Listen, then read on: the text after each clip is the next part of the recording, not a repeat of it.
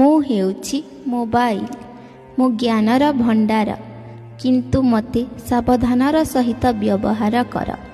ମୁଁ ନିଦ ଚୋରି କରେ, ମୁଁ ଶାନ୍ତି ଚୋରି କରେ, ମୁଁ ଆଖିର ଆଲୋକ ଲିଭାଏ। ମୁଁ ହେଉଛି ମୋବାଇଲ। ମୁଁ ବଡ଼ କାମର ଜିନିଷ। ଆଜି ମୁଁ ପ୍ରତ୍ୟେକ ମଣିଷ ପାଇଁ ଆବଶ୍ୟକ। ଆଜିର ଦୁନିଆରେ ମୋ ଠାରୁ ଅଧିକ ଶକ୍ତିଶାଳୀ କେହି ନାହାନ୍ତି। ଆପଣ ଜାଣନ୍ତି କାହିଁକି ଏବଂ କିପରି ମୁଁ ଏତେ ମଜବୁତ ଏବଂ ବଳଶାଳୀ ହେଲି? ମୁଁ ହେଉଛି ମୋବାଇଲ। ମୁଁ ପିଲାମାନଙ୍କର ପିଲାଦିନ ଖାଇଲି, ମୁଁ ଯୁବକମାନଙ୍କର ଯୌବନ ଖାଇଲି। ମେଣ୍ଟିଲାନି ମୋର ଭୋକ। ମୁଁ ଜେଜେବାପା ଜେଜେମାଙ୍କ କାହାଣୀ ବି ଖାଇଦେଲି। ମୁଁ ହେଉଛି ମୋବାଇଲ। ମୁଁ ବହି ଖାଇଲି, ମୁଁ କାଲକୁଲେଟର ଖାଇଲି। ମୁଁ ବହୁତ ଛୋଟ, କିନ୍ତୁ ମୁଁ ବଡ଼ ପରଦାର ସିନେମା ଘରକୁ ବି ଖାଇଦେଲି। ମୁଁ ହେଉଛି ମୋବାଇଲ। ଆଜିକାଲି ମୁଁ ବହୁତ ବଡ଼ କାମ କରୁଛି, ଦୋକାନ ଏବଂ ରୋଜଗାରକୁ ଖାଉଛି। ଲୋକମାନେ ମୋ ଦ୍ୱାରା ଅନଲାଇନ୍ ସବୁକିଛି ଅର୍ଡ଼ର କରିବାରେ ଅଭ୍ୟସ୍ତ।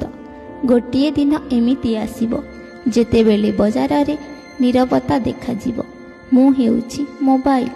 ନା ମୁଁ ଆପଣଙ୍କୁ ଖେଳିବାକୁ ସମୟ ଛାଡ଼ିବି, ନା ବ୍ୟାୟାମ କରିବାକୁ। ମୁଁ ଆପଣଙ୍କର ଦକ୍ଷତାକୁ ମଧ୍ୟ ହ୍ରାସ କରିଦେବି।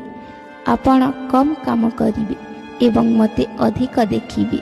ମୁଁ ହେଉଛି ମୋବାଇଲ।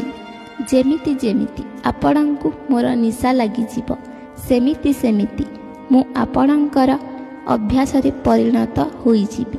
ମୁଁ ଆପଣଙ୍କୁ ସେହି ଲୋକଙ୍କ ଠାରୁ ଦୂରେଇ ଦେବି ଯିଏ ଆପଣଙ୍କର ବହୁତ ନିଜର ଅଟନ୍ତି। ମୁଁ ହେଉଛି ମୋବାଇଲ। ମୁଁ ଟର୍ଚ୍ଚକୁ ଖାଇଲି, କ୍ୟାମେରା ଖାଇଲି, ମୁଁ ପ୍ରତ୍ୟେକ ଗଳିର ସମସ୍ତ ଖେଳ ଖାଇଗଲି। ମୁଁ ଟେପ୍ ରେକର୍ଡ଼ ଖାଇଲି।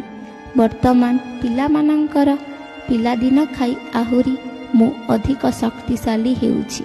ମୁଁ ହେଉଛି ମୋବାଇଲ। ମୁଁ ରେଡ଼ିଓ ଖାଇଛି, ଘଣ୍ଟା ଖାଇଛି, ଟିଭି ମଧ୍ୟ ଖାଇଛି। ମୁଁ କମ୍ପ୍ୟୁଟର ଖାଇଲି। ମୁଁ ଚିଠି ବା ପତ୍ରକୁ ସମ୍ପୂର୍ଣ୍ଣ ନଷ୍ଟ କରିଦେଲି। ତେଣୁ ମୋତେ ସାବଧାନରେ ବ୍ୟବହାର କରନ୍ତୁ, ସାବଧାନରେ ବ୍ୟବହାର କରନ୍ତୁ।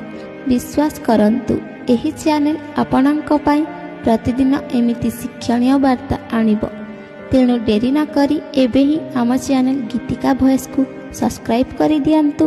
ନୋଟିଫିକେସନ୍ ବେଲ୍କୁ ଅନ୍ କରିଦିଅନ୍ତୁ। ଭିଡ଼ିଓକୁ ଗୋଟିଏ ଲାଇକ୍ ନିଶ୍ଚୟ କରନ୍ତୁ। ଭିଡ଼ିଓ ଦେଖିଥିବାରୁ ବହୁତ ବହୁତ ଧନ୍ୟବାଦ।